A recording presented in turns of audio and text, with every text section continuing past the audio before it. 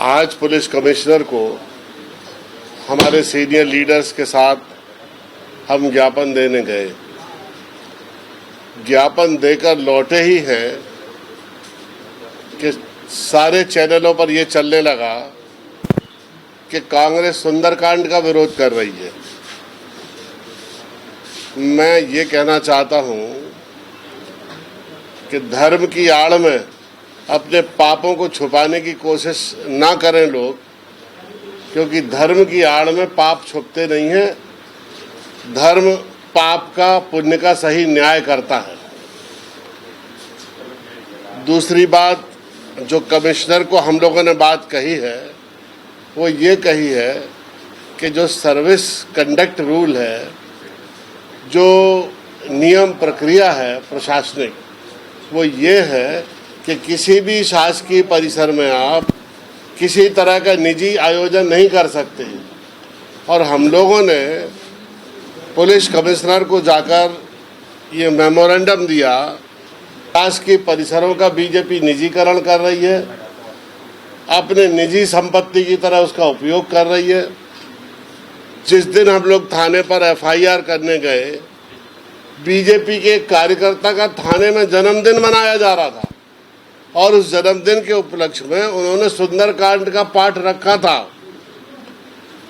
अब मुझे एक चीज बताइए, सुंदरकांड की तो आड़ ली गई, उन्होंने सुंदरकांड का तो पर्दा डाला, लेकिन उनका उद्देश्य था कि जैसे ही हमारा प्रतिनिधिमंडल थाने पर आए उस समय वो उसका विरोध करे, और ऐसा हुआ।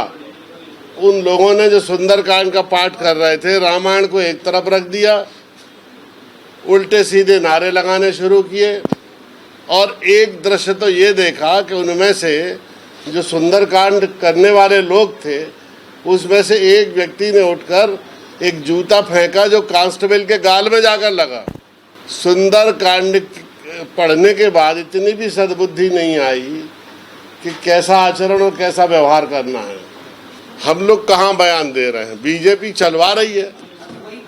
जो टेलीविजन चैनल्स हैं या जो माध्यम है इसके पत्रकारिता के, उन्हें सजग रहना चाहिए कि बच्चों के भविष्य के लिए जो मुद्दा उठाया गया है उससे ध्यान भटकाना नहीं चाहिए लोगों का।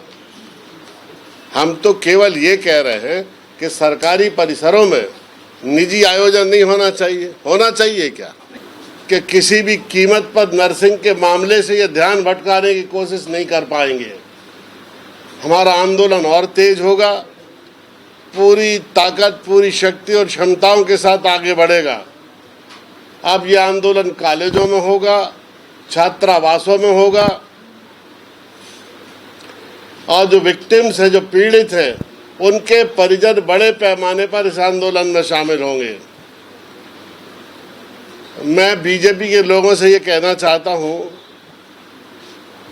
कि हर बात में ये धर्म का पर्दा डालना बंद करें।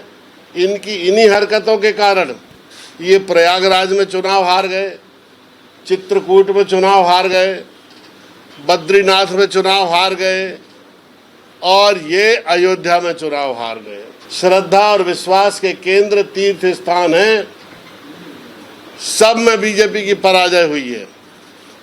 इसलिए मैं इनसे कहना चाहता हूं कि ये गोरख धंधा बंद करें और जनता की भूख, गरीबी, अज्ञान और अशिक्षा जैसे गंभीर सवालों के साथ उनके रोजगार, उनकी शिक्षा, महंगाई, खेत खलिहान और किसानों को स्पर्श करती हुई समस्याओं को एड्रेस करें, फोकस करें।